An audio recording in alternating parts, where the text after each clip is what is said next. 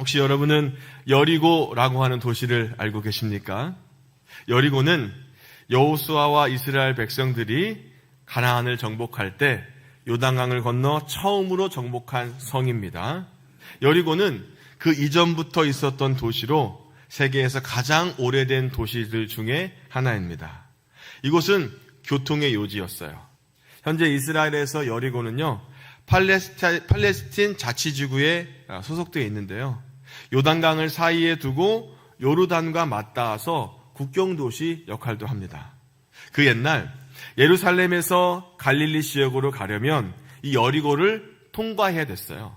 그리고 유대 지역에서 요단강 동쪽으로 가기 위해서도 반드시 거쳐야 되는 도시가 이 여리고입니다. 교통의 요지였기 때문에 고대부터 도시가 막 발달했어요. 사람들의 왕래가 잦았고요. 거래하는 물품도 많았습니다. 따라서 거두어 드릴 세금도 많았지 않겠습니까? 당시 여리고는 세금을 거두어 드리는 관리들이 저 로마로부터 파견돼서 늘 머물러 있었습니다. 그들은 요단강 동편 지역에서 유대로 들어오는 물품의 통관세를 먹이는 일을 했어요. 예수님께서 이 여리고라는 말을 지나가시게 되었습니다. 조금 전에 말씀드린 여리고라는 곳에서 세금 거두는 일을 한다면 어떤 사람이었겠습니까? 사회적으로는 힘이 있고 개인적으로는 풍족한 사람이 아니었겠습니까? 더욱이 이곳의 세금을 관리하는 우두머리라면 더 말할 나위가 없었습니다. 바로 그 사람의 이름이 삭개오예요. 그는 그곳의 세리장이었고 부자였습니다. 외모적으로 특징이 있다면 키가 작다는 거였어요. 하지만 키가 작다는 것만이 그의 특징은 아니었습니다. 예수님께서 그의 집에 들어갔을 때 사람들은 예수님을 가리켜서 뭐라고 하냐면 그가 죄인의 집에 묵으려고 들어갔다라고 수근거리지 않았습니까? 그는 사람들에게 죄인이라고 손가락질, 발가락질을 받았던 그런 사람이었어요. 당시 그 지역은 로마의 지배를 받았고 그래서 그는 로마를 위해 일하는 사람이었습니다. 우리는 여기에서 그가 왜 나무에 올라갔는지 짐작을 할 수 있지 않습니까? 그것은 사람이 너무 많고 그의 키가 작았기 때문만은 아닙니다. 키가 작아도 세리장이고 부자로서 존경받는 위치에 있었더라면 예수님을 얼마든지 만날 수 있지 않겠습니까? 예수님께서 오신다는 것과 그곳을 지나가실 것을 미리 알았더라면 더더욱 그렇습니다. 하지만 그는 자신 있게 예수님 앞에 나설 수 없는 사람이었습니다. 예수님을 보려고 했다는 것조차 감추고 싶은 사람이었어요. 그런데 그의 이름은 삭개오가 아닙니까? 삭개오라는 이름의 뜻은 깨끗한 자, 의로운 자라는 뜻입니다. 그런데 그는 자신의 이름대로 전혀 살지 못하는 그런 사람이었습니다. 그래서 사람들은 그의 이름을 부르지 않았을 거예요. 어쩔 수 없이 삭개오야 라고 불러도 속으로는 도둑놈, 매국노, 배신자, 죄인 이렇게 하지 않았을까요? 얼마 전에 축구 국가대표 감독인 홍명보 감독 선임에 대한 이슈가 크게 있지 않았습니까? 한참 그 이슈가 극단으로 치닫고 있을 때 울산 축구 경기장에 현수막에 이렇게 써 있더라고요. 홍명보라고 쓰고 배신자라고 읽는다. 한국 축구의 레전드로서 안타까운 일이지만 그만큼 축구 팬들에게 배신감을 주었던 것도 사실입니다. 마찬가지로 삭개오라고 쓰고 도둑놈이라고, 나쁜 놈이라고, 매국노라고 읽는다라는 것 아니겠습니까? 모르긴 몰라도 이 삭개오라는 이름은 그다지 좋은 의미로 당시 사람들에게 불려지지는 않았을 겁니다. 그래서 그는 나무 위로 올라간 거예요. 그의 이름에 걸맞지 못한 삶을 살아가는 자신의 삶에 처절한 갈등을 갖고 말이죠. 그런데 예수님께서 그에게 어떻게 하셨습니까? 5절 말씀입니다. 예수께서 그곳에 이르사 쳐다보시고 이르시되 삭개오야 속히 내려오라. 내가 오늘 내 집에 유하여야 하겠다 하시니. 아멘. 예수님은요 예루살렘으로 올라가시는 길이었어요. 여리고는 그냥 통과해서 지나가시려는 중이었습니다. 그래서 돌발 상황이 발생한 거예요. 예수님께서 나무 위에 있는 그를 쳐다보십니다. 삭개오야 어서 내려오라. 오늘 내가 네 집에 묵어야 되겠다라고 말씀하십니다. 예수님은 너라고 하지 않았습니다. 예수님께서 그의 이름을 불러주셨습니다. 그의 이름은 태어나자마자 붙여진 이름일 것입니다. 여러분의 이름은 어떤 의미를 가지고 있습니까? 삭개오의 아버지는 그가 깨끗한 사람으로, 의로운 사람으로 살기를 바라는 소망을 담아서 태어난 아들에게 삭개오라는 이름을 붙여주지 않았겠습니까? 하지만 사람들은 그 이름을 부르면서 고개를 갸우뚱거리는 거예요. 삭개오? 전혀 어울리지 않는 이름이라고 생각이 된 거예요. 최근 한 여론조사에서 코로나 이후에 기독교인에 대한 이미지를 묻자 이렇게 대답을 했대요. 거리를 두고 싶은 사람들. 기독교인이라고 쓰고 이중인격이라고 읽는 것 아니겠습니까? 저는 이 말에 동의하지는 않습니다. 그래도 성도들이, 교인들이 더 세상 사람들보다 착하고 바르다고 저는 믿고 있습니다. 하지만 교회에 대한 평가는 우리 스스로 내리는 것은 아니잖아요. 하지만 1000만 성도를 가졌다는 한국교회가 이름값을 제대로 못하고 있다는 것이 어제 오늘 이야기가 아니지 않습니까? 세상에서는요, 우리를 그렇게 부르다는 거예요. 이중인격자들. 이렇게 불려지고 있습니다. 그런데 우리의 희망은 무엇입니까, 여러분? 예수님께서 삭개오의 이름을 불러주셨다는데 우리의 희망이 있습니다. 예수님은 그의 이름을 삭개오라고 불러주셨어요. 더욱이 그의 집에 들어가셔서 머무시겠다고 말씀하십니다. 그런데 우리의 희망은 다시 내 이름을 기억하고 내 이름을 다시 한번 불러주시는 예수님을 모시고 살아가는 데 있다는 것입니다. 삭개오는 예수님이 어떤 사람인지를 보려고 애썼잖아요. 예수님 만나기를 갈망했습니다. 그의 갈망은 그의 지위와 체면을 접어두고 나무 위로 올라가게 하였습니다. 우리는 이런 삭개오의 노력을 기억하고 본으로 삼아야만 합니다. 하지만 우리는 그 전에 예수님이 먼저 그의 이름을 불러주셨음을 기억해야 될 줄로 믿습니다. 예수님이 그곳에 오셔서 그의 이름을 불러주지 않았더라면 아무런 변화가 없었을 거예요. 삭개오는 예수님을 보기 원했고 예수님께서 그런 그를 보아주셨고 예수님께서 그의 이름을 불러주셨고 자청해서 그의 집에 들어가 함께 계시겠다고 말씀해 주셨습니다. 삭개오는 자신이 기어 올라간 나무에서 얼른 내려와서 기뻐하면서 예수님을 자신의 집으로 영접합니다. 이런 모습을 보면서 사람들이 뭐라고 했을까요? 7절 말씀 보겠습니다. 뭇 사람이 보고 수군거려 이르되 저가 죄인의 집에 유하러 들어갔도다 하더라. 사람들이 모두 수근수근거리는 거예요. 여기서 저는 예수님이고 죄인은 삭개오입니다. 사람들의 눈이 죄인인 삭개오가 있는 게 아니라 저 예수님에게 주목하고 있는 것을 볼 수가 있어요. 예수님을 영접한 삭개오가 아니라 삭개오의 집에 들어간 예수님께 사람들이 관심을 가지고 수군대기 시작하는 거예요. 그들은 예수님을 못마땅하게 여겨서 불평을 하는 거예요. 왜 그래? 왜 들어가는 거야? 예수님께서 죄인의 집에 들어가셨기 때문이었습니다. 당시 관행은 죄인과 어울리는 사람은 자신도 같은 죄인이라는 것을 인정하는 꼴이기 때문이었습니다. 그런데 깜짝 놀란 일이 또 생겼어요. 예수님을 자신의 집으로 맞아들인 삭개오가 식사하는 중에 이렇게 일어나서 이야기하는 겁니다. 주님, 보십시오. 내 소유의 절반을 가난한 사람들에게 나눠주겠습니다. 또 내가 누구에게 강제로 빼앗은 것이 있으면 4배로 갚아주겠습니다. 그는 왜 이런 말을 했을까요? 당시에는요, 불법하게 나무의 이득을 챙기면 2배로 갚아주는 것이 일반적이었는데 그런데 삭개오는 4배로 갚아주겠다고 이야기합니다. 예수님을 만난 이후에 그의 마음이 변했기 때문이었을까요? 그럴 수 있습니다. 그는 지금까지 사람들에게 손가락질을 받으며 살았어요. 그도 알고 있었습니다. 그런데 이제 그는 예수님을 만났습니다. 이렇게 예수님을 만나면 삶이 변화되어야 한다는 것입니다. 성경은 왜 변화된 삭개오의 삶에 대해서 우리에게 이야기할까요? 그것은 바로 예수님을 만난 사람들이라면 반드시 일어나야 되는 변화이기 때문입니다. 마음의 변화, 인격의 변화, 생각의 변화 다 좋습니다. 그런데 오늘 성경은 무엇을 이야기하냐면 변화된 삭개오의 삶에 대해서 우리에게 말씀하고 있다는 거예요.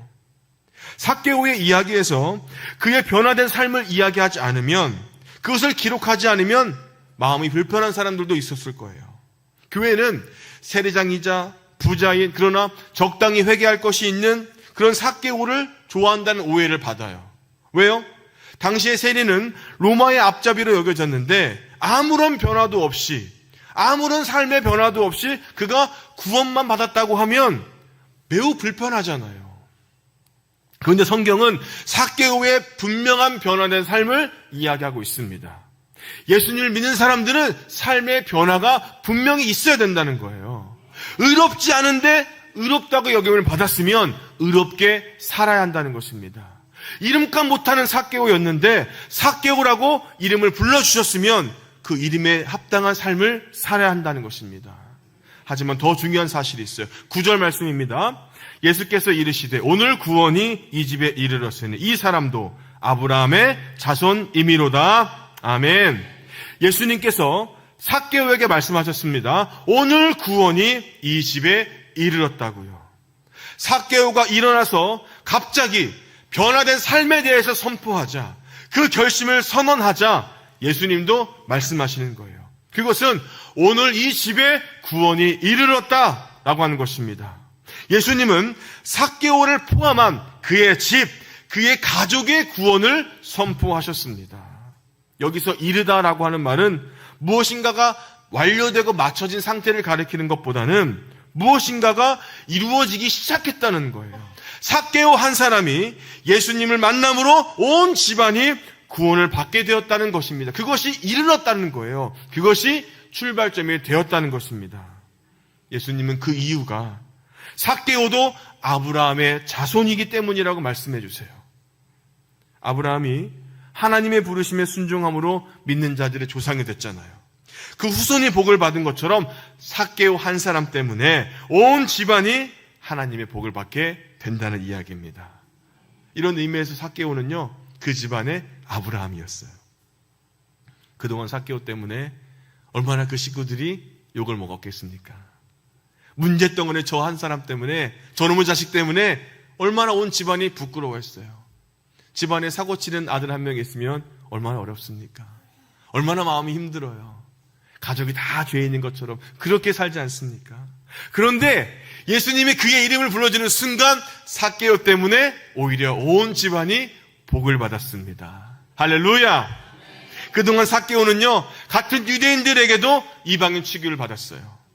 그들은 삭개오를 삭개오라고 부르지 않았습니다. 삭개오라고 쓰고 죄인이라고 읽었습니다. 그런데 오히려 예수님께서는 그를 아브라함의 후손이라고 선언해 주셨습니다. 이것이 예수님께서 그를 삭개오라고 불러주신 이유, 그의 집에 구원이 시작됐다고 하신 이유입니다. 예수님은 삭개오도 아브라함의 자손이라고 말씀해 주셨습니다. 삭개오의 변화된 삶과 그의 결단은 우리가 본받아야 될 태도입니다. 그런데 놓치지 말아야 될 것이 있어요. 근본적인 변화는 바로 예수님의 선언입니다. 사람은 삭개오를 정죄하지만 예수님은 그의 이름을 불러주셨습니다. 그의 이름을 불러주시고 그를 아브라함의 자손이라고 인정해 주셨어요. 삭개오의 주변 사람들은 같은 아브라함의 피가 흐르는 삭개오를 인정하지 않았습니다. 그런데 예수님은 삭개오가 진짜 아브라함의 자손이라고 말씀해 주셨어요. 성경은 예수님을 믿는 믿음의 자취를 따르는 자들에게도 그러하니라 라고 말씀합니다. 예수님을 믿음으로, 예수 그리스도를 내가 의지함으로 핏줄에 상관없이 아브라함의 영적인 자녀가 됐다는 것, 이것이 믿어지십니까? 예수님의 피를 믿음으로 우린 하나님의 백성이 된 거예요. 예수님께서 십자가에서 이루신 그 일을 믿음으로 우린 하나님께 나아갈 수가 있다는 것입니다. 이 은혜 안에 굳건하게 서기를 주의 이름으로 축복합니다. 예수님께서 여리고를 지나가시다가 나무에 올라간 삭개오의 이름을 불러주시고 그의 집에 들어가서 그도 아브라함의 자손임을 말씀하셨습니다. 그런데 이것이 우리와 무슨 상관이 있을까요? 10절 말씀입니다. 인자가 온 것은 잃어버린 자를 찾아 구원하려 함이니라. 아멘. 예수님께서 갈릴리 가나의 혼인잔치에 참석해서 물을 포도주로 만드셨잖아요. 하나님께서 태초에 만드신 자연 법칙을 흔들어 놓으시는 것이 아니었습니다. 요한복음은 이 사건을 기록하면서 이렇게 이야기해요. 예수께서 이 첫 표적을 갈릴리 가나에서 행하여 그의 영광을 나타내심에 제자들이 그를 믿으니라. 예수님은 물을 포도주 되게 하심으로 표적과 기적을 만드셨어요. 하나님의 영광을 드러내셨습니다. 이런 예수님을 제자들이 뭐 했다고요? 믿었다고요. 제자들은 예수님을 더욱 깊이 알게 됐고 믿게 되었습니다. 이것이 가나안 혼인잔치의 기적을 기록하신 목적이래요. 이런 관점에서 봤을 때 삭개오에 관한 내용을 성경에 기록하신 목적이 무엇일까요? 그 목적은 오늘 본문의 마지막 말씀에서 볼 수 있습니다. 그것은 잃어버린 자를 찾아 구원하려 함이니라. 아멘. 예수님은요, 자신이 이 세상에 오신 목적을 우리에게 분명히 말씀하십니다. 그것은 잃어버린 자를 찾아서 구원하시기 위해서입니다. 잃어버렸다라는 말의 원어의 뜻은요, 완전히 파괴됐다, 죽었다, 잘못된 위치에 있다라고 하는 말입니다. 어디 본래 물건이 있어야 할 장소에서 잘못된 장소에서 다시 원래의 자리로 옮기는 것이 바로 구원이란 말씀이에요. 삭개오는 자신의 이름을 잃어버렸는데 예수님께서 아브라함의 자손의 자리로 돌려놓으셨습니다. 죄로 인해 하나님과의 관계가 깨져버린 인간에 대해서 하나님은 다시 자리를 옮기시길 원하세요. 그래서 하나님이 사람이 되셔서 이 땅에 오시지 않았습니까? 바른 관계를 위해서 이 땅에 오셨습니다. 이것이 하나님의 사랑이고 오늘 우리에게 베푸신 가장 큰 은혜가 아니겠습니까? 우리는 이미 하나님과 관계가 깨어져 버린, 잃어버린 자가 아니었습니까?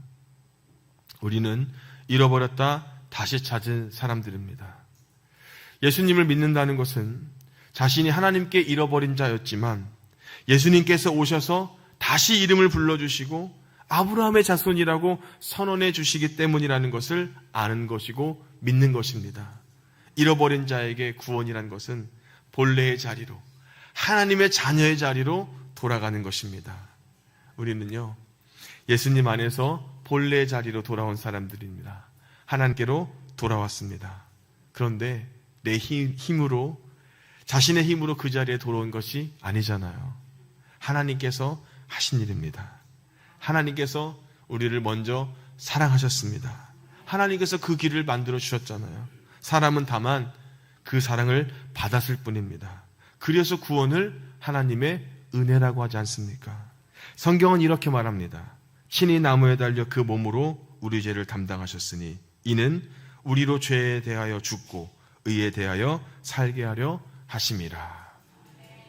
우리의 잃어버린 이름을 불러주시기 위해서, 잃어버린 자리를 되찾아 주시기 위해서 예수님이 나무에 달려 죽으셨잖아요. 그리고 이제 그것을 믿음으로 우리는 예수님의 사람, 성령님이 머무시는 사람이 되었습니다. 이제 그 이름으로 살아야 되지 않겠습니까? 최근 넷플릭스에서 굉장히 인기를 얻은 요리 프로그램 흑백 요리사를 본 적이 있으십니까? 백수저 셰프가 있어요. 그 이름은 누구나 다 아는 유명 셰프들로 구성되어 있습니다. 흑수저 셰프들은 말 그대로 이름 없는 무명 요리사로 구성이 되어 있더라고요. 이 프로그램에 한 가지 특징이 있었는데 그것은 흑수저 요리사들의 이름이 마지막까지 나오지 않는다는 거예요. 최종 우승을 결정짓는 순서 마지막에 나폴리 마피아라는 닉네임을 가진 요리사가 자신의 진짜 이름 권성준이라는 명찰을 차고 나오게 되고 마침내 그가 우승을 하게 됩니다. 세상은 우승을 해야지만 그 이름이 주어집니다. 성공해야만 이름이 나타납니다.